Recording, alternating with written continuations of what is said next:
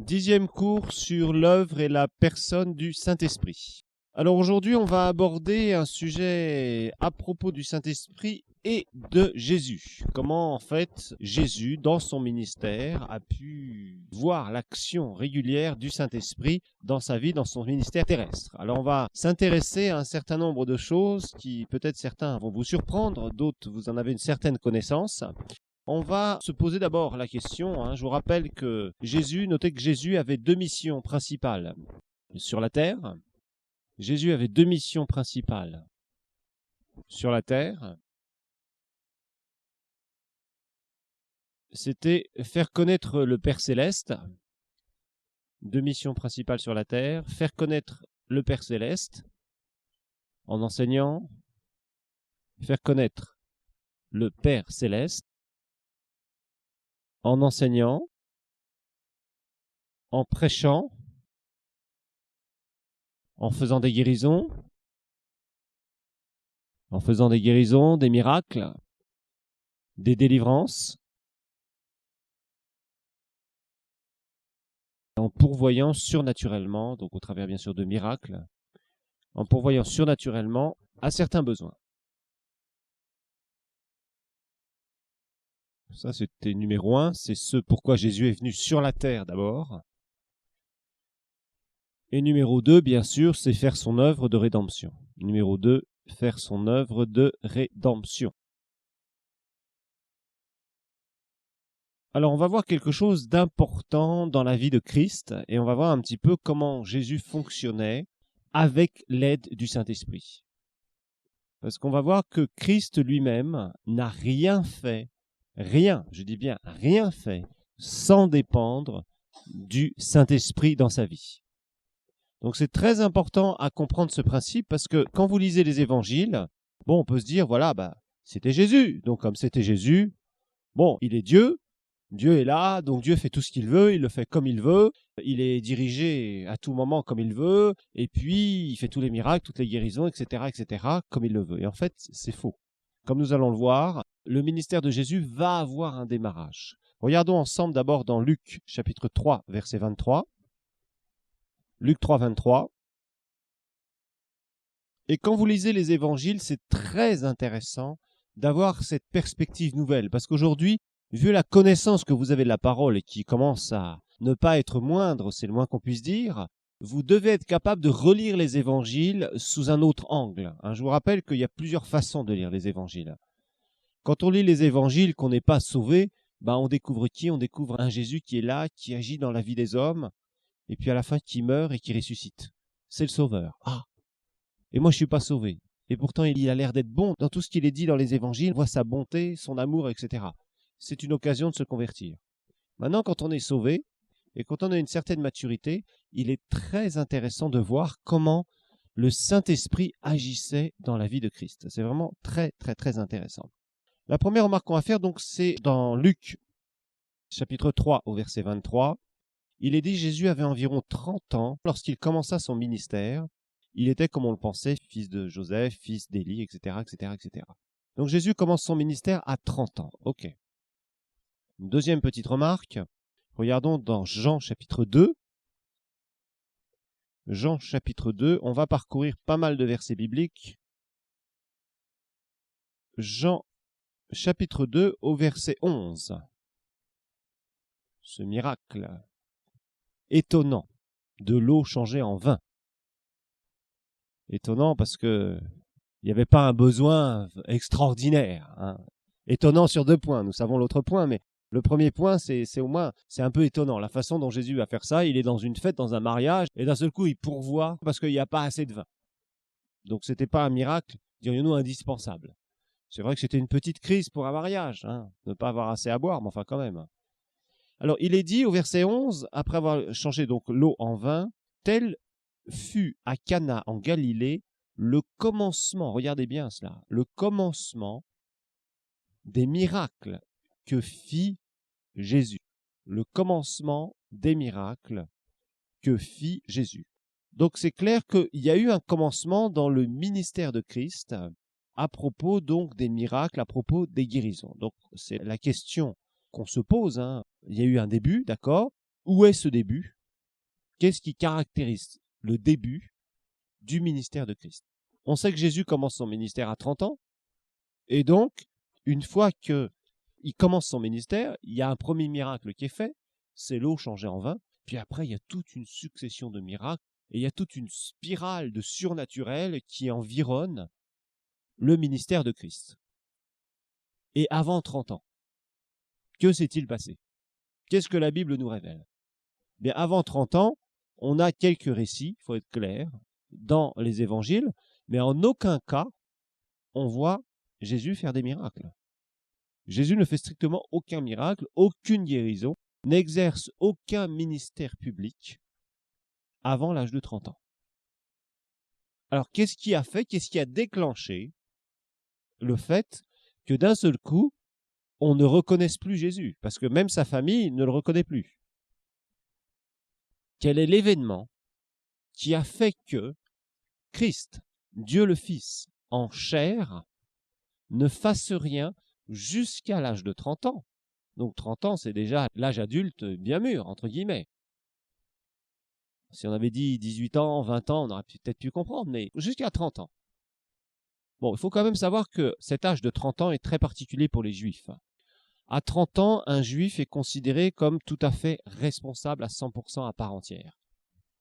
Dans tous les sens du terme, au niveau familial, dans tous les domaines. À cette époque-là, quand quelqu'un avait l'âge de 30 ans, c'était vraiment quelqu'un qui était considéré comme un homme, quelqu'un de responsable, dirions-nous, à part entière. C'était vraiment à cet âge-là qu'on considérait les gens réellement responsables et dignes d'une certaine confiance, une sorte de sage en quelque sorte. Alors, pourquoi est-ce que Jésus ne fait rien jusqu'à 30 ans? Et puis d'un seul coup, on voit Christ qui commence à partir de la maison familiale et à exercer tout un ministère et à porter des fruits absolument inimaginables. Bien, il y a un événement qui nous est rapporté d'ailleurs dans tous les évangiles, plus ou moins en tout cas, d'une certaine façon. Il va y avoir quelque chose qui va se passer de particulier. Regardons Luc chapitre 3. Luc 3. Et les 4 évangiles nous rapportent cet événement, plus ou moins. Luc 3, versets 21 et 22. C'est bien sûr le baptême de Christ, mais ce n'est pas le baptême tel quel qui va faire quelque chose, il va se passer un événement particulier. Versets 21 et 22. Tandis que tout le peuple se faisait baptiser, Jésus fut aussi baptisé. Et pendant qu'il priait, le ciel s'ouvrit, et l'Esprit Saint descendit sur lui sous une forme corporelle comme une colombe. Et il vint une voix du ciel, « Tu es mon Fils bien-aimé, objet de toute mon affection. » Il y a un événement particulier ici. Le Saint-Esprit descend sur Jésus. Le Saint-Esprit va descendre sur Jésus. Alors on peut se poser certaines questions à propos de cet événement. Parce que juste après cet événement, à partir du moment où le Saint-Esprit, si vous lisez bien les évangiles, jusqu'à cet événement, il ne nous est rien rapporté sur ce que Jésus a fait comme œuvre. Rien.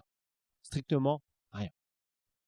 Lorsqu'il y a cet événement du Saint-Esprit qui descend sur lui, lors de son baptême, c'est là où tout commence. C'est là où tout commence. Et c'est là où aussi ça va nous prouver une chose qui est très importante, que vous devez comprendre, c'est que Jésus n'a pas exercé son ministère en tant que Fils de Dieu. Fils de Dieu et Dieu le Fils dans la chair. D'accord? Il n'a pas exercé son ministère en tant que Fils de Dieu, Dieu le Fils dans la chair. Mais il a exercé son ministère en tant qu'homme oint du Saint-Esprit. Donc ça, c'est quelque chose qui est important à comprendre quand vous lisez les évangiles. Jésus n'a pas exercé son ministère en tant que Dieu, en tant que Fils de Dieu, Dieu le Fils qui descend du ciel et qui s'incarne, en tant que Dieu tel quel, avec les pouvoirs divins directs, parce qu'il s'était incarné, mais il a exercé son ministère en tant qu'homme oint du Saint-Esprit. Alors d'abord, on va regarder un peu cet aspect de l'incarnation. Philippiens 2. Philippiens 2.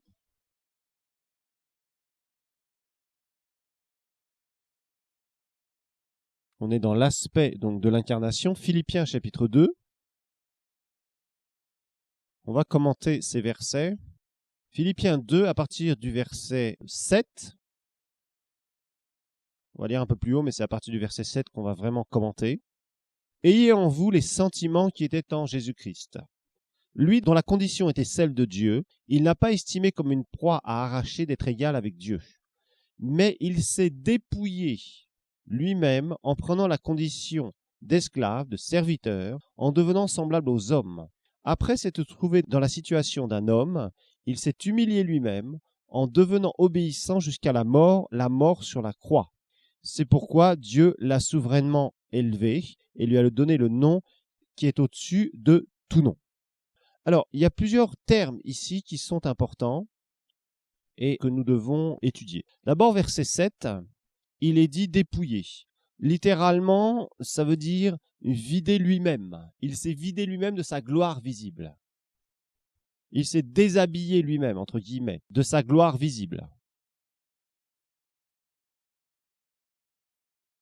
Et c'est là où on doit comprendre que Christ, Dieu le Fils dans la chair, c'est Dieu le Fils qui s'est dépouillé de sa gloire visible. C'est-à-dire que Jésus ne brillait pas.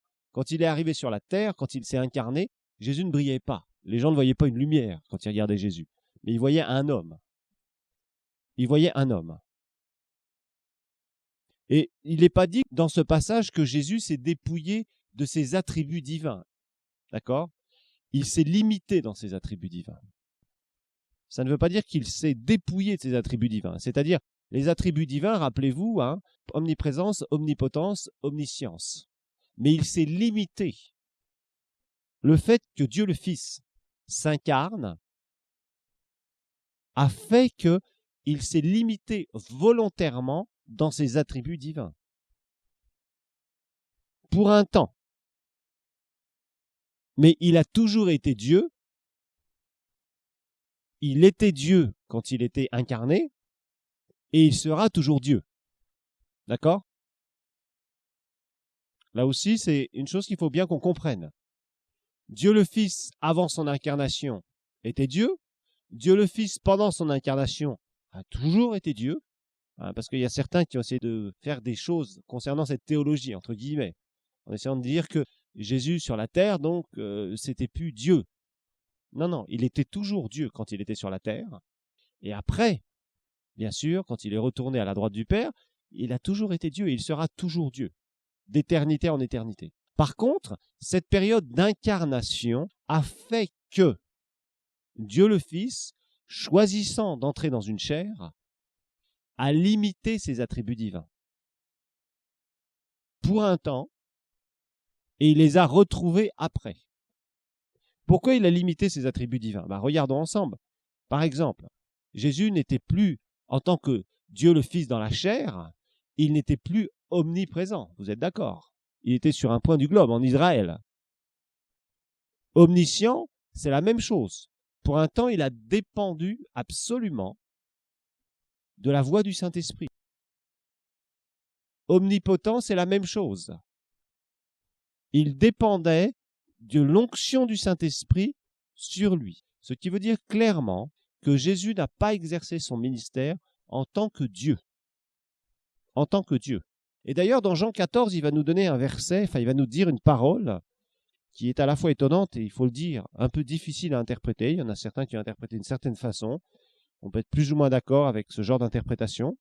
Regardons dans Jean chapitre 14. Jean chapitre 14, verset 12. En vérité, je vous le dis, celui qui croit en moi fera aussi les œuvres que je fais, et il en fera de plus grandes parce que je m'en vais au Père. Et après, Jésus parle de la prière. Alors, comment est-ce que Jésus pouvait dire qu'on pourrait faire des œuvres équivalentes aux siennes, et puis, même de plus grandes, s'il avait fait toutes ces œuvres en tant que Dieu? Ça voudrait dire que nous, on pourrait faire plus que Dieu. Et à ce moment-là, ça serait une théologie qui ne correspondrait pas du tout à la parole de Dieu. Jésus a réalisé, a fait tous ces miracles que vous voyez dans les Écritures, toutes ces guérisons, toutes ces délivrances, tout ce qu'il a pu faire dans son ministère, ça a été fait parce qu'un jour, il a été oint par le Saint-Esprit et il a fait ça en tant qu'homme oint du Saint-Esprit.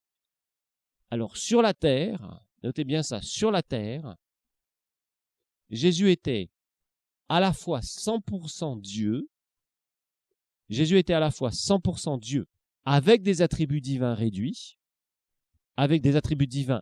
volontairement, bien sûr. Donc sur la terre, Jésus était à la fois 100% Dieu avec des attributs divins réduits, volontairement, on est tout à fait d'accord,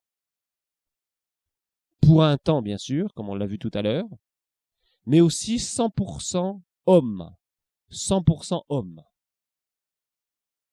Hein, Jésus n'était pas 50-50 ou 75-25 ou 25-75. 1-1. 100% Dieu, 100% homme. Très important, parce qu'il y a eu certaines doctrines philosophiques qui ont essayé de renverser un peu cela, demi-dieu, demi-homme. Et ça, ce n'est pas scripturaire du tout. Par contre, Christ, tout ce qu'il a fait, il l'a fait avec une dépendance totale de la présence du Saint-Esprit. Et c'est ce qu'on va découvrir de plus en plus, parce que c'est quelque chose qui est fondamental, que vous devez comprendre, parce que c'est justement ça qui va nous enseigner comment l'onction fonctionne. Entre autres, dans les évangiles, nous avons beaucoup de passages où l'onction est manifestée d'une façon ou d'une autre, même si ce n'est pas clairement dit, et l'onction du Saint-Esprit faisait ceci ou cela, mais au travers du ministère de Christ, partout, il y a l'empreinte de la présence du Saint-Esprit. Partout. Dans tout ce qu'on va voir, dans toutes les œuvres que Jésus a faites, il y a constamment le Saint-Esprit qui est là, qui agit, qui est là, qui le dirige, qui est là, qui le protège, qui est là, qui lui montre des choses, qui est là, qui lui donne des visions, qui est là, qui lui donne des paroles, etc. Constamment. Jésus va être constamment dirigé par le Saint-Esprit. Toutes ces œuvres qu'il va faire en tant qu'homme oint du Saint-Esprit, eh bien, Jésus va les faire avec une dépendance totale. Et c'est ça le grand secret de vouloir marcher avec Dieu, c'est de courir de plus en plus vers une dépendance totale avec le Saint-Esprit.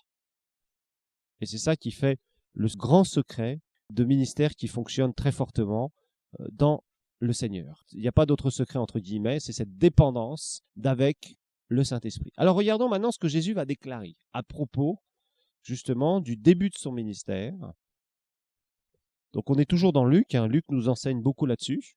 Jusqu'à 30 ans, Jésus ne fait rien. Il démarre son ministère environ à l'âge de 30 ans. Voilà ce que Luc nous dit. On passe au baptême. Jésus se fait baptiser. D'un seul coup, le Saint-Esprit descend sur lui et le Saint-Esprit va demeurer sur lui. Il va lui donner une onction particulière.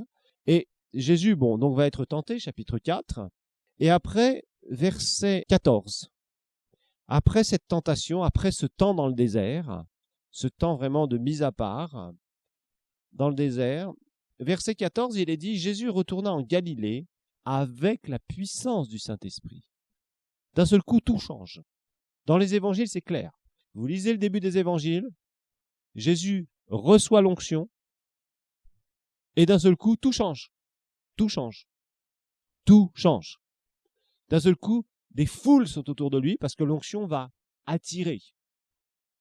L'onction va attirer. Vous savez, l'onction, ça attire comme un aimant les cœurs qui ont soif. C'est le résultat de l'onction. Quand vous avez par exemple un prédicateur, quand on voit des prédicateurs puissamment oints par Dieu, des fois ils vont dans des endroits, et puis, première réunion, ils ont 50 personnes. 50 personnes, mais 2 ou 3 miracles évidents. Deuxième soirée, vous avez déjà 500 ou 1000 personnes. Troisième soirée, vous en avez 5000. Quatrième, cinquième, sixième soirée, vous avez des dizaines de milliers de gens. Pourquoi? Parce que l'onction attire. L'onction attire. Et là, regardez, Jésus commence son ministère. Il est dit, verset 14, Jésus retourna en Galilée avec la puissance du Saint-Esprit, donc l'onction sur lui. et sa renommée se répandit dans toute la région. Pourquoi? C'est très clair, parce que d'un seul coup, il y avait des miracles, des guérisons, il y avait toutes sortes d'œuvres divines qui se produisaient. Et l'onction a commencé à attirer des gens. De partout, de partout, de partout. Les gens venaient de partout. Plus quelqu'un est loin, plus l'aimant est fort. Et plus les gens sont attirés. Comme un aimant attire le métal, voilà. Et il se rendit à Nazareth, où il avait été élevé, et entra selon sa coutume dans la synagogue le jour du sabbat. Il se leva pour faire la lecture. On lui remit le livre du prophète Ésaïe. Il ouvrit le livre et trouva le passage où il était écrit, verset 18, « L'Esprit du Seigneur est sur moi ». Il va lire Ésaïe 61. « L'Esprit du Seigneur est sur moi. Sur moi. » C'est ce que Jésus dit. Parce qu'il m'a oint. Et après, qu'est-ce qu'il va dire? Pourquoi faire? Parce que l'onction a des objectifs. L'onction amène des fruits. La présence du Saint-Esprit amène des fruits tangibles. Ici, qu'est-ce qu'il est dit? Pour guérir ceux qui ont le cœur brisé, pour annoncer la bonne nouvelle aux pauvres. Il m'a envoyé pour proclamer aux captifs la délivrance, aux aveugles le recouvrement de la vue, pour envoyer libres les opprimés, pour proclamer une année de grâce du Seigneur. Voilà, Jésus dit, moi j'ai reçu l'onction pour faire ça. C'était prophétisé à l'avance. Ésaïe avait prophétisé tout ça. Voilà. Il roula le livre. Rappelez-vous que c'était des rouleaux à l'époque. Il le rendit au serviteur de la synagogue et s'assit. Les yeux de tous dans la synagogue étaient fixés sur lui. Tout le monde commençait à se dire qu'est-ce qui se passe ici? Et alors il se mit à leur dire, aujourd'hui, cette parole de l'Écriture que vous venez d'entendre est accomplie. Pouf, d'un seul coup. D'un seul coup. Cette parole qui avait été donnée il y a 700 ans plus tôt par le prophète Ésaïe. D'un seul coup, Jésus dit, voilà, cette parole a été accomplie. Quand est-ce qu'elle a été accomplie? Le jour où Jésus a reçu l'onction. Parce que les gens commençaient à s'étonner, parce qu'ils commençaient à entendre des choses sur ce Jésus qu'ils avaient connu, qu'ils avaient vu grandir. Et d'un seul coup, ce Jésus qu'ils connaissaient a été complètement, entre guillemets, transformé. C'est-à-dire, d'un seul coup, il y a des œuvres divines de partout qui se font. Jusqu'à 30 ans, Jésus, le fils du charpentier, est tranquille dans sa ville, il grandit, tout le monde le connaît, rien de spécial. Et puis, d'un seul coup, l'événement de l'onction, et Jésus, à ce moment-là, entre dans son ministère. Et tous lui rendaient témoignage, admiraient les paroles de grâce qui sortaient de sa bouche et disaient, « N'est-ce pas là le fils de Joseph ?» D'un seul coup, ils sont étonnés. Jésus leur dit, « Certainement, vous me citerez ce proverbe, « Médecin, guéris-toi toi-même. » Et tout ce qui s'est produit, et il n'y avait pas longtemps que ça venait de se produire. Ça faisait pas longtemps que Jésus venait de recevoir l'onction. Tout ce qui s'est produit à Capernaum et que vous avez appris, fais-le ici dans ta patrie, dans l'endroit où tu as grandi. Et il leur dit en vérité, je vous le dis, aucun prophète n'est bien reçu dans sa patrie. C'est la vérité, je vous le dis. Il y avait beaucoup de veuves en Israël, etc., etc. Bon, il va commencer à expliquer certaines choses.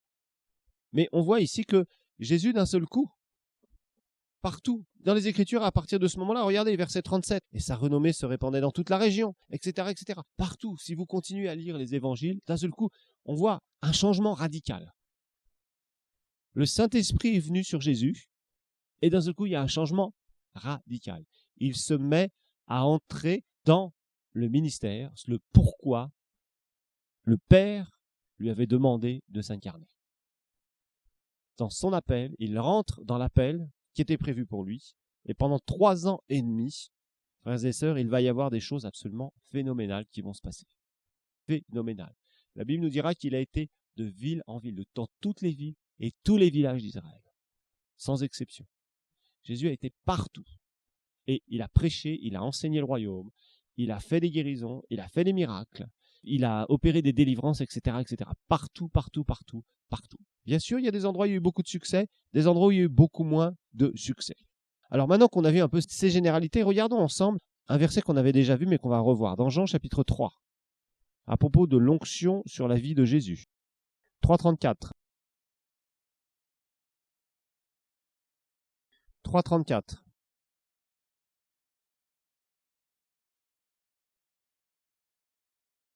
Il est dit car celui que Dieu a envoyé dit les paroles de Dieu, parce que Dieu lui donne l'esprit sans mesure. Alors nous avions déjà fait cette remarque. Jésus a eu l'esprit sans mesure.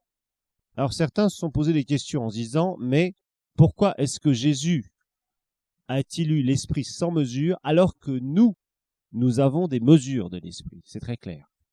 Nous avons une mesure. La Bible est claire là-dessus. La Bible nous montre qu'il y a une mesure de l'Esprit de Dieu. Bon, vous connaissez les 3 onctions, on ne va pas revenir dessus, hein, l'onction de la nouvelle naissance, l'onction du baptême du Saint-Esprit.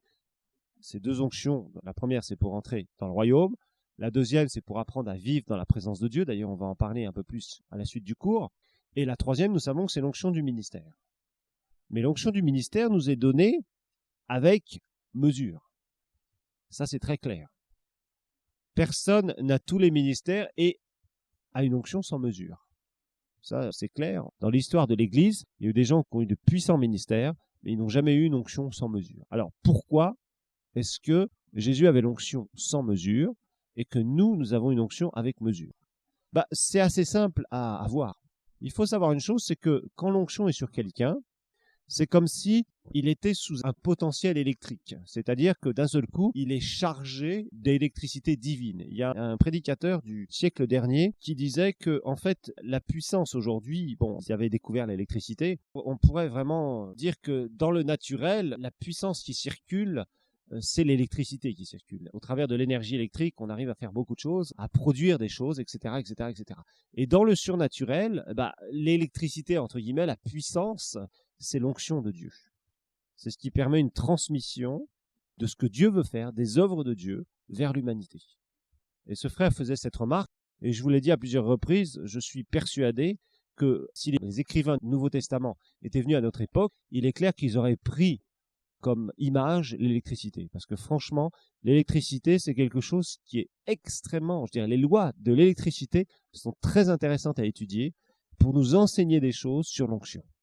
Vraiment, c'est typique. C'est tout à fait typique. Le fait d'être rempli, l'électricité qui remplit quelque chose, c'est typique de la fonction d'un condensateur, par exemple. Des gens qui résistent à l'onction, ce sont des gens qui sont résistifs, entre guillemets. Et qu'est-ce qui résiste au passage du courant électrique? C'est une résistance. Vous voyez, il y a tout un tas de choses. Qu'est-ce qui permet le passage du courant électrique? Eh bien, c'est certains conducteurs. Et là, il y a vraiment des analogies qui sont très très fortes au niveau de la circulation de la puissance de Dieu dans des endroits où l'onction se déverse. C'est assez intéressant. Alors, pourquoi est-ce qu'on peut se poser cette question? Pourquoi est-ce que nous, on a l'onction avec mesure et Jésus avait l'onction sans mesure? C'est pas trop compliqué à voir que le fait d'être sous une forte onction, ça secoue. Vraiment, ça secoue. Et ça fatigue d'ailleurs. Quand l'onction s'en va, quand on est sous une forte onction et qu'au bout d'un moment, cette onction s'en va, je vous garantis, vous avez l'impression d'un seul coup d'avoir marché je ne sais combien de kilomètres, d'avoir couru, d'avoir fait tout un tas d'efforts, entre guillemets, que vous n'avez pas fait. Parce que, franchement, le corps en prend un coup. Parce que nous avons un corps mortel. Rappelez-vous que Jésus avait un corps non mortel. Jésus était le second Adam et Jésus avait un corps non mortel. Nous avons un corps mortel. Et d'ailleurs, il y a beaucoup de gens qui tombent sous la puissance de Dieu. Et Catherine Kuhlman, un jour, était interrogée sur ce sujet. Et elle disait que c'est comme quand quelqu'un reçoit une décharge électrique. Quand la décharge est un peu trop forte, la personne, elle est électrocutée et donc son corps ne supporte pas cela. Et nous sommes pareils. Même en tant que nouvelle créature, nous pouvons supporter une certaine dose de la présence de Dieu sur nous. C'est pour ça que d'ailleurs que des gens tombent sous la puissance de Dieu. C'est l'explication la plus commune qu'on peut donner, parce que les gens sont comme électrifiés, mais pas électrifiés naturellement. Ils sont électrifiés au niveau de leur esprit, c'est-à-dire que la puissance du Saint-Esprit descend sur eux, et c'est comme s'ils recevaient une décharge. La Bible nous parle d'être remplis. Donc si on est rempli, c'est qu'il y a bien un aspect d'un container, de quelque chose qui va contenir cette puissance. Et ce qui contient cette puissance, bien sûr, c'est notre esprit. Mais notre corps étant mortel, le fait de recevoir, entre guillemets, une décharge d'en haut, fait que un bon nombre de gens qui sont plus ou moins sensibles à cela, eh bien, sont comme électrifiés. Il y a des gens, quand vous priez pour eux, quand l'onction est là, ils sont comme électrifiés. Ils sont littéralement foudroyés, en quelque sorte. Plus l'onction est forte, plus, en fait, c'est comme s'ils recevaient une décharge électrique, quelque part, et à ce coup, ils sont comme foudroyés. Alors évidemment, foudroyés pour le bien, pas pour le mal, hein, ce qui est très différent. C'est Dieu qui, d'un seul coup, vient et met sa puissance. Mais Dieu ne peut pas mettre une grosse dose de puissance. Parce qu'en tant qu'être humain, ayant un corps mortel, nous sommes quand même dans une condition un peu spéciale. Nous sommes rachetés, notre esprit est né de nouveau, notre âme est en cours de renouvellement, mais notre corps est mortel. Notre corps est mortel. Rappelez-vous d'une chose, on ne verra pas Dieu avec notre propre corps, parce que notre corps a connu la corruption. Et donc tout ce qui est de notre corps n'est pas en harmonie avec Dieu. C'est clair, c'est pour ça qu'il faut qu'on passe par la mort physique, qu'on ressuscite, et là, on pourra se tenir avec notre corps immortel, ressuscité, glorifié, on pourra se tenir face à face avec Dieu. Mais jusqu'à présent, ce n'est pas le cas. Parce qu'il n'est pas possible. C'est pas possible. Notre corps se désagrégerait directement. Dans la présence de Dieu face à face, c'est pas possible. C'est pour ça d'ailleurs que les expériences qui sont faites quand les gens sont ravis en esprit, tous se posent beaucoup de questions. Tous ceux qui ont eu des visions et tous ceux qui ont été ravis en esprit, que ce soit dans la Bible, Paul dit « Elle sort de mon corps, dans mon corps, je ne sais pas finalement ce qui s'est passé. » Bon, Kenneth Hagin rapporte des expériences comme ça, où il s'est vu littéralement sorti de son corps par la puissance de Dieu et aller au ciel, avoir une expérience céleste et retourner après dans son corps. Et il voyait son corps en bas. Il disait, mais je m'élevais, mais je voyais encore que mon corps était en bas, à genoux, en train de prier. Vous voyez? Bon, pourquoi? Parce qu'il n'est pas possible qu'un homme puisse aller au ciel avec son corps et redescendre. C'est pas possible. L'homme ne peut pas voir Dieu et vivre. C'est ce que la Bible nous dit d'ailleurs. Bon. Donc ça veut dire que nous sommes très limités avec la puissance de Dieu. Nous avons l'onction avec mesure. Jésus avait l'onction sans mesure, parce qu'au niveau de son corps, il était capable de supporter cette onction sans mesure. Parce que son corps n'était pas mortel. Son corps n'était pas passé, je vous le rappelle, on a vu dans l'identification, par le processus justement de la régénération des cellules et de tout l'héritage de la chute d'Adam, tel que le nôtre. Donc c'est clair que nous pouvons recevoir certaines doses de l'esprit, mais pas trop. Certains prédicateurs qui sont très fortement oints, quand l'onction est sur eux, ils ont du mal à supporter. Ils ont du mal à supporter. Moi, j'ai vu des gens comme Bénigne devenir rouge, écarlate, tellement l'onction était forte sur lui. Vraiment, on sentait que c'est comme une chaleur. D'ailleurs, ceux qui sont habitués un peu à l'onction, déjà, il y a une chaleur. Des fois, il dit, mais mes mains quasiment me brûlent. Hagin, ça lui est arrivé aussi un certain nombre de fois. Parce que quand l'onction est là très très forte sur quelqu'un, c'est difficilement supportable. C'est quelque chose qui, au bout d'un moment, est difficilement supportable pour le corps humain. Pour l'esprit, il n'y a pas de problème, mais pour le corps, c'est extrêmement difficile. Parce que vous sentez comme de l'électricité qui vous traverse, et quand vous augmentez la tension, au bout d'un moment, vous avez l'impression que vous allez exploser, quoi. Et que vous ne pouvez pas supporter au bout d'un certain temps. C'est pour ça que Dieu ne peut pas déverser trop de sa présence sur nous. Que sa présence sur nous est toujours limitée. Et Jésus ne vivait pas ça. Jésus vivait cette onction sans mesure. Alors, précision faite quand même, parce que c'est quelque chose qui était important à préciser, sur ce cours sur le Saint-Esprit, l'œuvre et la personne du Saint-Esprit. Alors maintenant, on va quand même voir comment Jésus dépendait du Saint-Esprit. Ça, c'est vraiment absolument fabuleux. Quand vous relisez les évangiles, regardez un peu cette dépendance du Seigneur par rapport au Saint-Esprit, dans tout ce qu'il a fait. Regardons Jean chapitre 5. Jésus va guérir un homme qui était là depuis bien des années. Et cet homme, donc, était un homme impotent. Jésus passe par un endroit, donc, qui était une piscine, la piscine de Bethesda. Et Jésus s'approche de cet homme. Et là aussi, bon, quand on lit dans le naturel un tel texte, bon, on peut se dire, bon, bah, on imagine la scène, voilà. Jésus est là, il s'approche, il y a plein de malades. Et puis d'un seul coup, il s'approche d'un malade. Et il lui dit, veux-tu être guéri? Bon, ça, c'est dans le naturel. On pourrait voir les choses comme ça. Mais c'est pas du tout comme ça que ça s'est passé. Ça, c'est vrai, quand on lit le texte, on se dit, bon, ben voilà, Jésus est là, il s'approche. Ah, peut-être qu'il a vu ce pauvre homme qui était là, très malheureux. On peut décrire dans le naturel toute une scène qui était vraiment, on a pitié de cet homme, on pourrait peut-être le décrire, souffrant, ne pouvant plus se lever, étant quasiment à l'article de la mort, etc. Et puis Jésus le voyant, il a pitié, il dit, est-ce que tu veux être guéri? Non, c'est pas comme ça que ça se passe. Il faut savoir qu'avec l'onction, ça se passe pas du tout comme ça. Quand quelqu'un est oint, il y a une attraction qui se fait. Le Saint-Esprit vous attire vers une personne ou vous demande d'appeler une personne. Parce que vous sentez, c'est quelque chose qui est surnaturel, que vous ne pouvez pas expliquer facilement, mais c'est quelque chose qu'on ressent. Vous vous sentez attiré vers telle personne. Vous pouvez passer à côté de quelqu'un ou à côté de 100 personnes, 200 personnes, 500 personnes. Et d'un seul coup, paf, vous sentez comme le Saint-Esprit qui vous attire vers cette personne. Et c'est là où vous pouvez exercer un ministère envers cette personne. Et là, Jésus, il n'est pas venu vers cet homme, parce que c'est Jésus qui est venu vers cet homme, vous remarquez. Il n'est pas venu vers cet homme d'une façon hasardeuse, d'une façon fortuite. Il est venu parce que l'onction était en train de l'attirer vers cet homme. Pourquoi? Vous allez dire, mais pourquoi est-ce que vous pouvez affirmer ça? Mais c'est très simple. Sinon, Jésus aurait guéri tous les malades. Pourquoi est-ce que Jésus n'a pas guéri tous les malades dans cette piscine? Parce que Jésus suivait l'onction du Saint-Esprit. Il va guérir ce malade. Ce malade va être guéri. On va revenir après, un peu plus loin. Mais qu'est-ce qui va se passer? Regardez après les commentaires qu'il va faire. Parce que vous savez, ce qui est très instructif, quand vous avez de l'enseignement, c'est de vous poser la question souvent après. Qu'est-ce qui était dit après ça? Qu'est-ce que Jésus va révéler un peu plus loin? Regardez verset 17. Bon, il y a toute une histoire. Hein. Jésus va dire une chose, ne pêche plus, etc. De peur qu'il ne t'arrive quelque chose de pire. Et cet homme, il va le dire aux Juifs.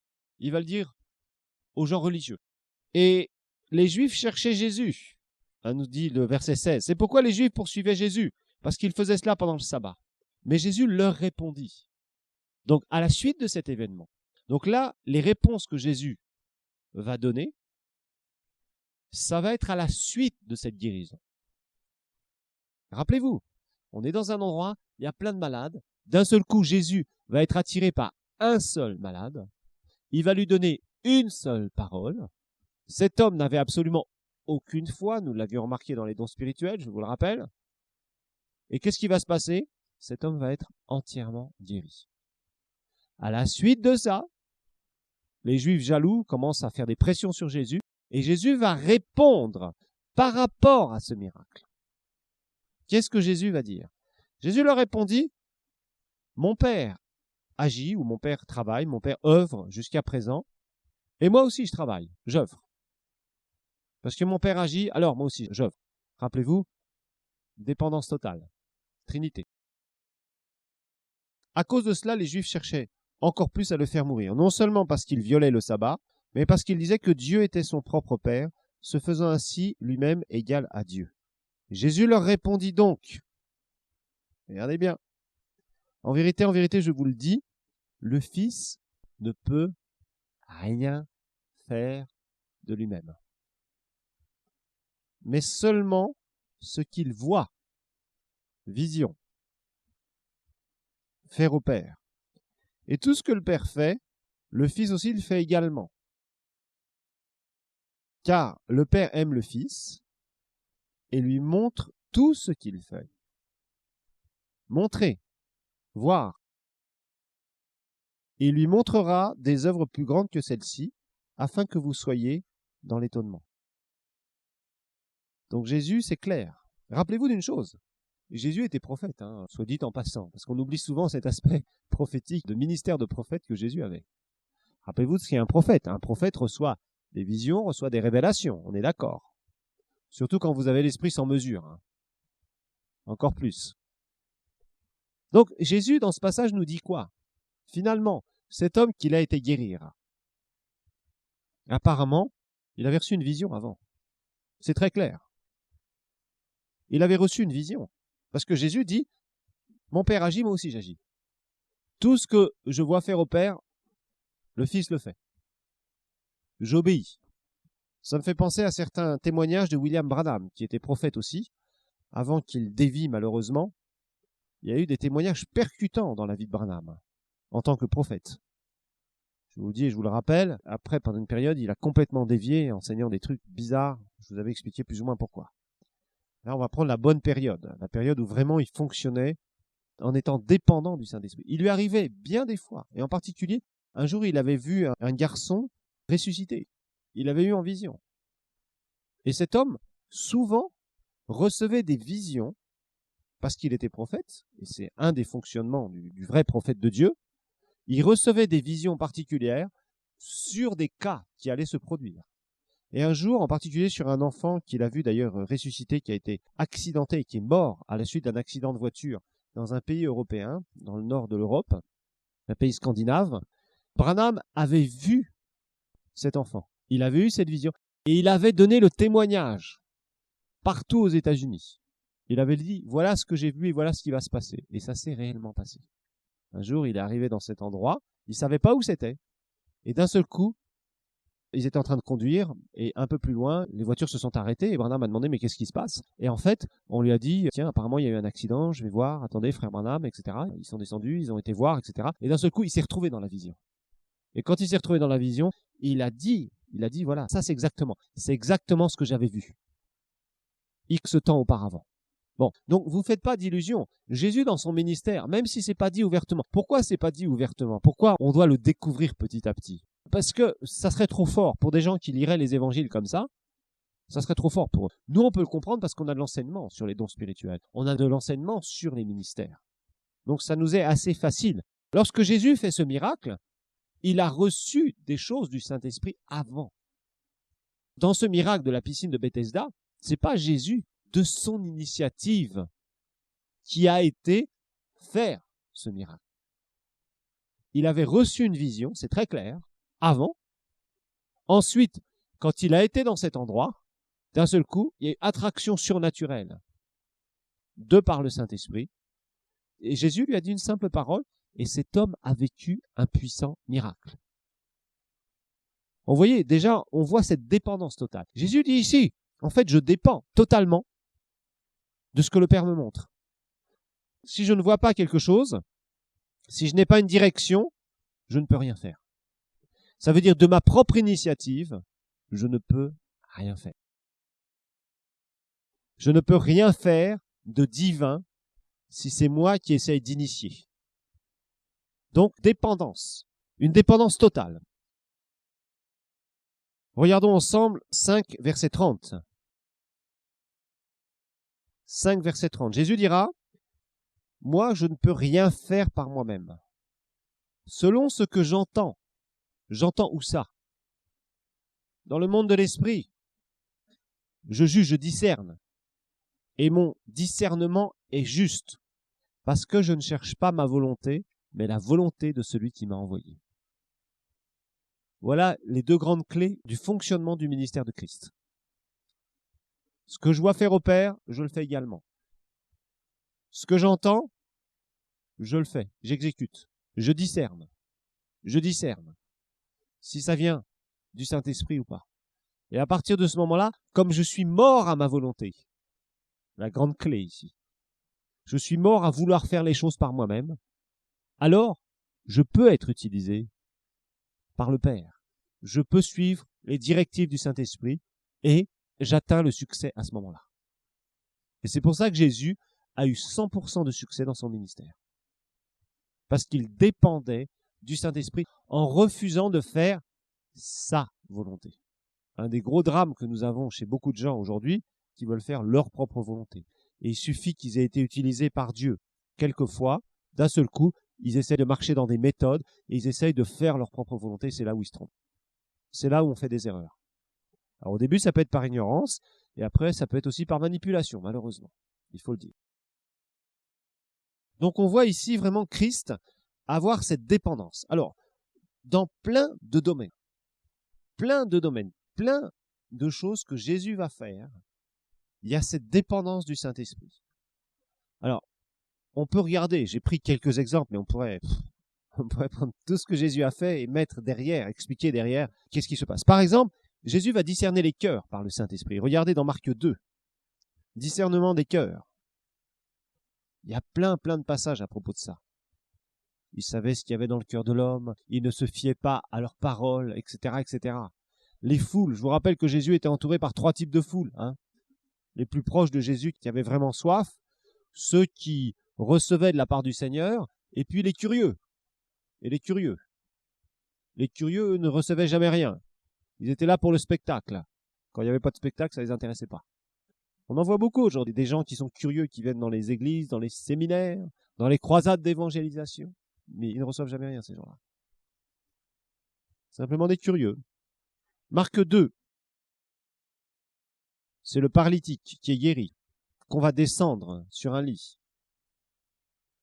Et là, il va y avoir quelque chose.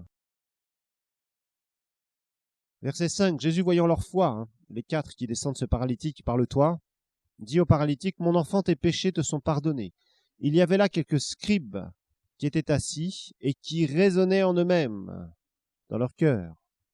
Comment celui-là parle-t-il ainsi? Il blasphème. Qui peut pardonner les péchés si ce n'est Dieu seul? Regardez verset 8. Jésus connut aussitôt, par son esprit, leur raisonnement intérieur, et leur dit, « Pourquoi faites-vous de tels raisonnements dans vos cœurs ?» Jésus discernait les cœurs. Par quoi? La dépendance du Saint-Esprit. Jésus ne se fiait pas à eux, nous est-il dit souvent dans l'évangile de Jean, parce qu'il savait ce qu'il y avait dans le cœur de l'homme. Des gens qui essayaient de venir autour de lui et des fois de le flatter. Jésus ne se fiait pas à ce qu'il entendait de la part des gens. Il ne se fiait pas aux foules qui le suivaient, mais il discernait les cœurs. Et ça, c'est une grande dépendance du Saint-Esprit pour discerner les cœurs. Regardons la protection. La protection. Est-ce que Jésus faisait n'importe quoi, allait n'importe où? Non, absolument pas. Jean chapitre 10. Jean chapitre 10.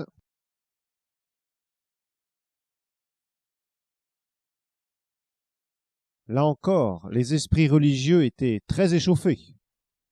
Sachez une chose, ceux qui persécutent le plus, c'est les fanatiques religieux. Ça, c'est clair. Les païens, en général, bon, dans le temps où nous vivons, ne sont pas très intéressés à persécuter les chrétiens. Par contre, ceux qui portent des fruits sont persécutés par des fanatiques religieux. De tous bords, d'ailleurs. Même des gens qui se réclament du christianisme et qui sont très bizarres.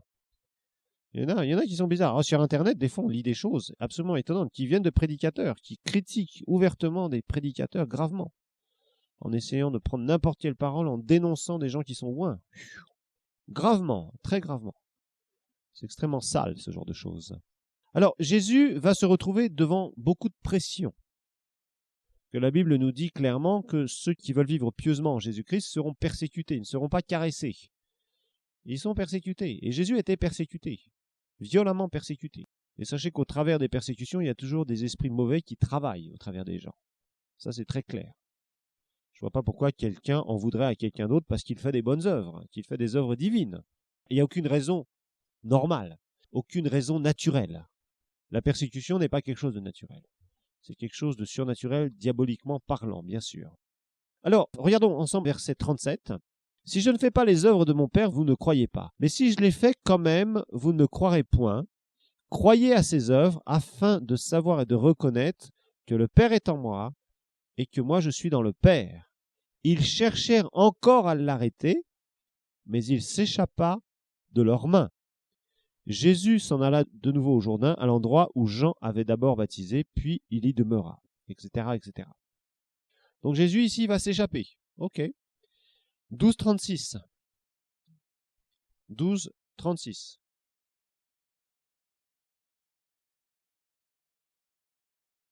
Il y a encore des discussions, des gens qui veulent lui chercher des histoires. Et il est dit, à la fin du verset 36, « Jésus dit cela, puis il s'en alla et se cacha loin d'eux. » Et il y a des moments où il va monter à Jérusalem alors qu'il est menacé. Mais il y va quand même. Il y a d'autres moments, il se cache. Il y a d'autres moments, on veut le précipiter au début de son ministère. À partir d'une colline, on essaye de le pousser et la Bible nous dit qu'il passe au milieu d'eux. Et rien ne se passe. Jésus était dirigé au niveau de la protection. La protection divine n'est pas pour ceux qui veulent faire leur propre volonté et qui se mettent dans des endroits où c'est dangereux. La protection divine, c'est vraiment une sensibilité au Saint-Esprit. Quand on veut marcher avec Dieu et qu'on veut marcher dans la protection divine, on a plutôt intérêt à dépendre du Saint-Esprit. Et Jésus n'a pas été touché pendant 3 ans et demi. Pourtant, il a été menacé. Il a été menacé bien des fois. Des gens se sont mis en colère contre lui, dans les synagogues. On fait des pressions dans le temple. Des fois, voulaient le lapider, voulaient faire toutes sortes de choses contre lui. Il n'a pas été touché. Il y a des moments où il allait au milieu du danger. Il y a des moments où il s'est écarté lui-même du danger. Et là, c'était la dépendance encore d'avec le Saint-Esprit. Donc Jésus dépendait totalement du Saint-Esprit. À propos, chaque événement que vous regardez dans les évangiles, regardez cette dépendance qu'il y a. C'est absolument phénoménal. Voilà pour ce cours.